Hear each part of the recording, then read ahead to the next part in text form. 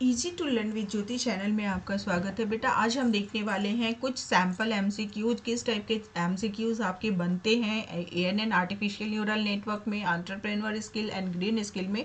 तो एक एक करके इस चीज़ों को हम थोड़ा सा समझने की कोशिश करते हैं। फर्स्ट क्वेश्चन है हमारा, इन an artificial neural network the equivalent of neuron in human neural network is called देखिए यहाँ पे हम नोड भी कह सकते हैं, न्यूरॉन भी कह सकते हैं और न्यूरोड तो होता ही है। Node and neurode both are correct and neuron, तो यहाँ पे मोर देन वन आंसर आपका करेक्ट है। So option D is the correct answer all of this. And now second question, in an artificial neural network the equivalent of dendrites in human neural network is, जो हमारे dendrites होता है उसकी equivalent ANN में आपका क्या कहलाता है? Weighted inputs. थर्ड क्वेश्चन है, इन एन आर्टिफिशियल वेट ज़्यादा स्क्रॉल हो गया। In an artificial neural network the output is made available through axon. ठीक है, यहाँ पे आउटपुट आपका एक्सॉन के थ्रू, एक्सॉन टर्मिनल तक आता है, वो फिर उसके बाद दूसरे न्यूरॉन को ट्रांसफर होता है। तो यहाँ पे आउटपुट की बात हो रही है, तो एक्सॉन यहाँ पे आउटपुट का काम करता है। In an artificial neural network the equivalent of soma, cell body की बात कर रहा है, in human neural network is called activation function. जो हमारे बॉडी के अंदर जो सेल बॉडी है वो उसके इक्विवेलेंट एएनएन में आपका एक्टिवेशन फंक्शन कहलाता है। And now question number 5, providing feedback about the difference from the correct output is known as back propagation. Back propagation, अगर इनपुट और आउटपुट में डिफरेंस आया तो बैक प्रोपेगेट किया जाता है, एल्गोरिदम में चेंज करता है मशीन और उसके आधार पे फिर एल्गोरिदम वेट में चेंज करके इनपुट करेक्ट इनपुट के अकॉर्डिंग आउटपुट को डिस्प्ले करवाया जाता है। तो this process is called the back propagation.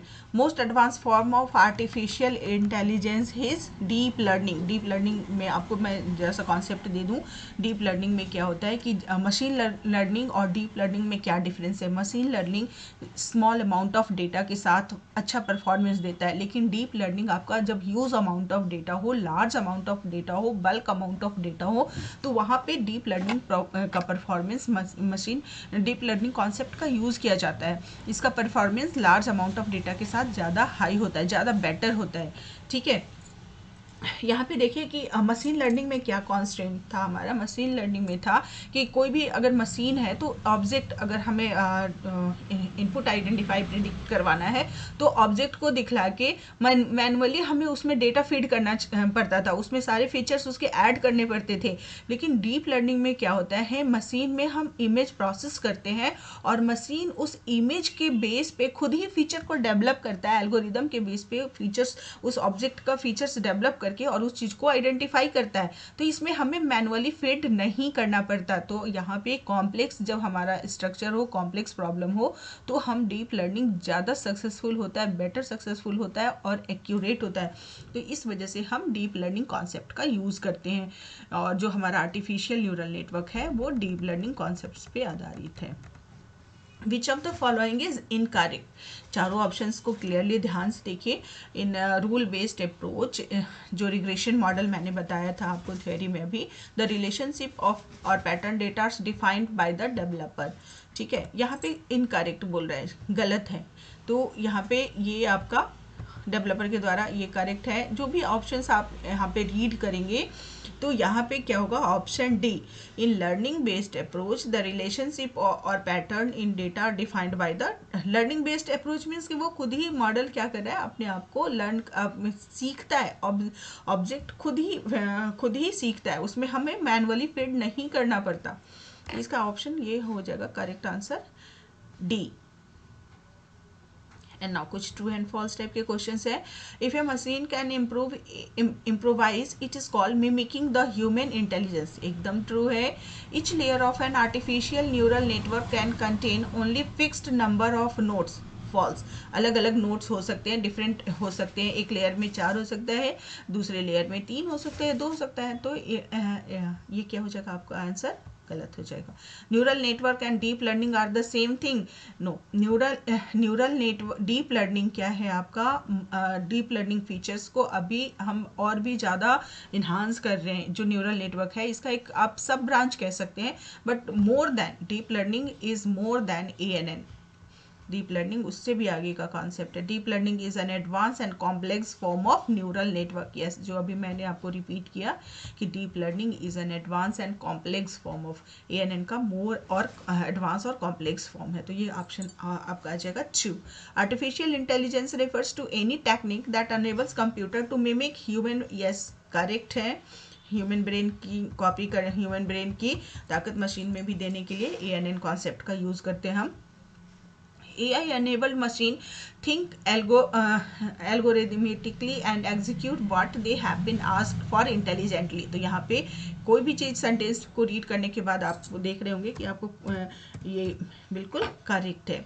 Machine learning enables machine to improve at task with experience. Yes, क्या होता है कि मशीन लर्निंग अप्रोच में आपका जो बेसिकली अगर हम देखें तो ANN आपका मशीन लर्निंग अप्रोच को यूज़ करता है।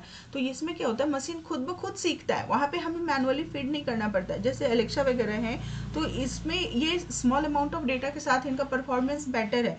बट अगर डेटा का हम साइज बड़ा करते हैं तो यहाँ पे वो अच्छा परफॉर्म नहीं कर पाते। लेकिन जब हम ANN टेक्निक्स की बात करते हैं तो उनका परफॉर्मेंस बल्क डेटा के साथ ज़्यादा बेटर होता है। तो यही बोल रहा है। और वो ये मैनुअल, और एक चीज़ और, ANN में हमें मैनुअली फीड नहीं करना पड़ता, डेटा इनपुट हमें मैनुअली नहीं देना पड़ता। हमें इमेज प्रोसेस करना, हम मशीन को इमेज पास करते हैं और इमेज के बेस पे, एल्गोरिदम के बेस पे, कैलकुलेशंस के बेस पे उसके फीचर्स को वो खुद एक्सट्रैक्ट करता है। और वो अब डेटा, मतलब जैसे हम क्या है कि हम सीखते रहते हैं, हमारा जो सीखने का प्रोसेस है हमेशा जीवन पर्यंत चलता रहता है। तो सेम आपका ये डिवाइस भी उसी कॉन्सेप्ट पे बेस्ड होता है। जितना वो हम उससे काम लेंगे वो उतना ही ज़्यादा एडवांस होता चला जाता है। ANN based machine learns from its mistake and takes them into consideration. It improves using its own experience के थ्रू। तो ये क्या हो जाएगा आपका करेक्ट। जैसे एक छोटा बच्चा का एग्जांपल मैं देती हूँ। अगर छोटे बच्चे को एक बार बताया जाए किसी के बारे में, अगर कि ये दिस इज क्रो, तो वो क्या करता है, फर्स्ट टाइम गलती करेगा बतलाने में, सेकेंड टाइम फिर हमने उसे करेक्ट किया कि बेटा ये क्रो है, तो वो क्या करता है, थर्ड टाइम से वो खुद ही उस चीज़ को आइडेंटिफाई करने लग जाता है ना। तो सेम आपका यही है कि मशीन भी वो खुद अपने एक्सपीरियंस से उस चीज़ को अपने मेमोरी में रजिस्टर कर लेता है और चीज़ों को आइडेंटिफाई करने लग जाता है। The first layer of ANN can contain any number of node but all other layer of ANN must have same number of node. ये कहीं भी ये आपका ये करेक्ट है फर्स्ट सेंटेंस, बट ये सेकेंड सेंटेंस करेक्ट नहीं है। तो कुल मिलाकर ये ऑप्शन फॉल्स हो जाएगा। In deep learning enable software to train itself to perform task with vast amount of data. Yes, correct है। Question number 11, machine with deep learning are intelligent enough to develop algorithm for themselves। बिल्कुल करेक्ट। Deep learning is the most advance form of artificial intelligence. यही ठीक है, true है, कहीं भी confusion नहीं होगा आपको। इसी चीज़ को है। अब यहाँ पे देखिए क्वेश्चन है, ए robot in a restaurant makes own sit on a table and. आप किसी टेबल रेस्टोरेंट पे जाते हैं, टेबल पे बैठे हैं, आपने मेन्यू ऑर्डर किया और जब रोबोट आपका ऑर्डर ले रहे हैं, जब आपने अपना टेबल चेंज किया और जब वो ऑर्डर लेके आ रहा है तो रोबोट आपको किसी दूसरे टेबल पे भी आइडेंटिफाई करके आपके ऑर्डर को दे रहा है। तो ये कौन सा एग्जाम्पल है भैया? तो ये एग्जाम्पल है कंप्यूटर विजन कॉन्सेप्ट का। ये मशीन कौन सा एग्जाम टेक्नोलॉजी यूज़ हो रहा है इसमें? AI का। तो वो है आपका कंप्यूटर विजन। क्वेश्चन है कि कोई बच्चा है, उसके ग्रैंड पेरेंट्स हैं, मोबाइल का यूज़ करते हैं और लेकिन उनको इमोजीज़ के बारे में नहीं पता। जब वो इमोजीज़ के बारे में बतलाते हैं, बच्चा बतलाता है, तो उनको अच्छा लगता है कि टेक्स्ट के साथ में इमोजीज़ इस तरीके से हम यूज कर सकते हैं। तो दे आस्क आदि, बच्चे का नाम है, अबाउट इट एंड आदि said it is because of artificial neural network. वो बता रहा है कि ये आर्टिफिशियल न्यूरल नेटवर्क की वजह से हो रहा है। Now they want to more what is artificial neural network, pick from the option below the best matching definition of an artificial neural network. तो क्या होगा यहाँ पे, आप चारों ऑप्शंस को ध्यान से रीड करेंगे और जो करेक्ट वन लगेगा आपको वो दिस आर द। तो यहाँ पे चारों ऑप्शंस को रीड करने के बाद आपका option C, this are the correct computing system that are inspired by the working of human neurons. Human neurons के बेस पे आधारित होता है। ठीक है। यहाँ पे देखिए किसी इंटरप्राइजेस की बात हो रही है, many warehouses where they keep their goods. तो ये क्या है कि ये एस्टेब्लिश्ड है, ऑलरेडी एस्टेब्लिश्ड है, और किसी खास ब्रांड को यूज़ करके वो की मार्केटिंग कर रहे हैं, जो भी है। तो किस टाइप का ट्रेडिंग, क्यों large quantity and delivers to various location in the country. तो ये क्या हो गया, ट्रेडिंग हो गया। इस टाइप के हम बिजनेस को ट्रेडिंग बिजनेस कहते हैं। A steel factory burns firewood and charcoal for heating the melting the steel. What the possible effect on the environment? तो increase in air, चारकोल जलाने से जो भी है हम क्या होगा, एयर पॉल्यूशन ही तो हम कर रहे हैं ना। अगर इस टाइप का कोई भी चीज़ हम प्रैक्टिस को इन्हांस कर रहे हैं तो वो क्या है, हमारा एयर पॉल्यूशन इंक्रीज हो रहा है। What are the some of the environmental change caused due to modern methods of agriculture. तो ये क्या होगा, chemical pollution due to fertilizer. Environmental modern method की बात कर रहे हैं, यहाँ पे मॉडर्न मेथड की बात कर रहे हैं। क्वेश्चन पे ध्यान से देखेंगे, ये नहीं कि आप जल्दबाजी में कुछ से भी कुछ आंसर को टिक कर रहे हैं तो वो फिर आपका गलत हो जाएगा। यहाँ पे वाटर इज एन इम्पॉर्टेंट, इसमें कोई ये मॉडर्न एग्रीकल्चर की बात कर रहा है, वाटर इज सेफ्ड, ये भी नहीं, वाटर इज सेफ फॉर, तो यहाँ पे केमिकल पॉल्यूशन ये करेक्ट आंसर है। What is the main reason non-renewable resources may run out in the future? तो the population of वो जो इस टाइप की एनर्जी है, ऊर्जा के जो स्रोत हैं, वो क्या है, उनका रीजन नॉन रिन्यूएबल रिसोर्सेज का क्या रीजन हो गया, out in the future the population of the world is rapidly growing large. तो हम जनसंख्या प्रतिदिन विश्व की बढ़ती ही जा रही है। तो इसका करेक्ट आंसर ये होगा। ऑप्शंस को रीड कीजिए और बिल्कुल आप खुद भी अपने ध्यान से उस चीज़ को, ये रेस्टोरेंट वाला ही क्वेश्चन है। एंड नाउ देखते हैं नेक्स्ट क्वेश्चन क्या है। यस, बैक प्रोपेगेशन, ये चीज़ मैंने डिस्कस किया था। Providing feedback about the difference from the correct output is known as artificial neural network में ये क्या कहलाता है कि अगर इनपुट से आउटपुट डिफरेंस है तो वो बैक प्रोपेगेट करता है ताकि आपका इनपुट एग्जैक्ट आपके आउटपुट से मैच करे, तो वो प्रोसेस आपका बैक प्रोपेगेशन कहलाता है। Which of the following is an example of reducing? तो turning off the light when you have not in a room, यहाँ पे turning off the when you have not होगा, नॉट इन द रूम, हम जब room में नहीं है तो हमें लाइट को ऑफ करनी है। Using A soup can for a pencil cap, ये ठीक है। रिड्यूसिंग का मतलब है ये रीयूज का एग्जांपल हो जाएगा।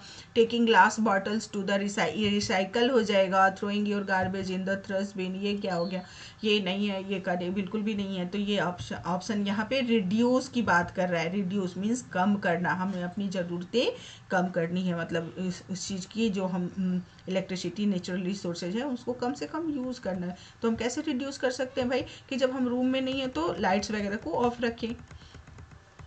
क्वेश्चन है ठीक है, यही सेम क्वेश्चन है यहाँ पे। आप इस तरीके से, एक मिनट वेट, मैं देख लेती हूँ क्या है question. The world of artificial neural network is totally new to Adi's grandparents. After Adi explains the supervised learning, now his grandfather also wants to know what supervised learning is. Pick from the option below the best matching description of unsupervised learning.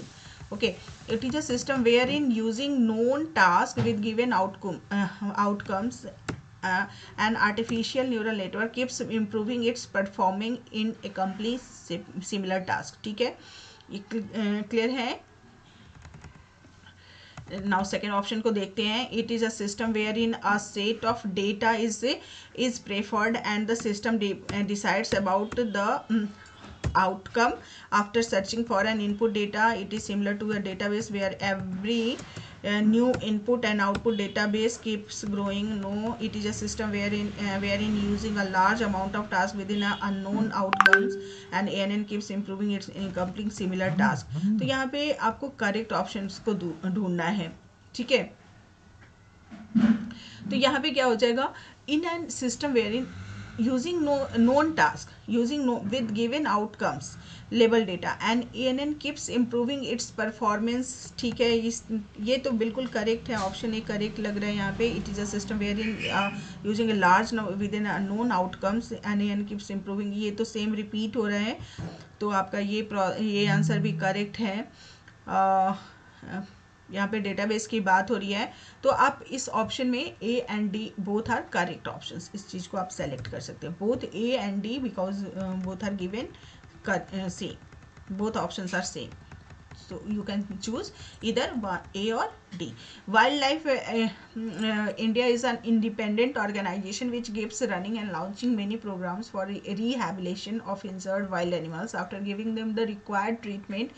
These are again sent back to the wild environment. However, the Wildlife India wants to keep track of their treated animals through information such as their location, their thermal information and so on. Question clear हो गया होगा. Which of the following are the best way to collect this data. तो sensor के through हम उस चीज़ को उनको track कर सकते हैं कि वो जंगल में कहाँ कहाँ मूव कर रहे हैं, उस चीज़ को हम सेंसर के थ्रू हम लगा सकते हैं, पता कर सकते हैं. Which of the following is not a grain scale? तो promoting non-vegetarian diets for increased protein intake. ये सारे ऑप्शंस को रीड करने के बाद option C is the correct answer. Mehta group. Next question क्या है? Has start manufacturing an AI based wrist band which keeps recording vital such as blood pressure, heart rate, body temperature. It can intimate the registered number and doctors if vital is alarmingly high or low or a person wearing it has fallen on the ground. What type of venture is this? तो ये क्या होगा? Technology, क्योंकि इसमें technology जो हम wrist watch लगाते हैं उसमें बहुत सारे फीचर्स होते हैं, वो तो टेक्नोलॉजी का ही यूज़ हो रहा है. ऑप्शंस को रीड कीजिए, आपको करेक्ट आपका ऑटोमेटिकली आप सर्च कर लेंगे. What are the fossil fuel considered non renewable resources? तो they form over many millions of year. काफ़ी टाइम लेता है वापस से फॉर्म होने में, तो इस वजह से. विच of the following option describe a green economy? तो वेस्ट लेस आइटम, हमें कम से कम चीज़ों को वेस्ट करनी चाहिए जो नेचुरल रिसोर्सेज हैं. Mr. Dinesh Patel, a computer science teacher at Kendriya Vidyalaya, has developed an educational humanoid namely Salu, which can converse in 47 languages. में वो बात कर सकते हैं. Which AI technology helps Salu the robot to converse with human? तो ये NLP, वो 40 यहाँ पे 47 लैंग्वेजेज है, 47 डिफरेंट लैंग्वेजेज में कन्वर्स कर सकती है. तो this concept is using NLP, natural language processing. What is the example of reusing? तो using an old soup can as a pencil. Reusing की बात कर रहे हैं यहाँ पे, ध्यान दीजिएगा. In an artificial neural network the equivalent of soma in human neural network ही. सोमा के इक्विवेलेंट हमारा क्या होता है?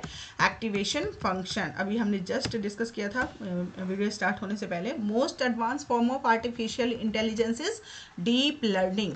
मोस्ट डीप लर्निंग ANN का एडवांस फॉर्म है. Which of the following are soil conservation?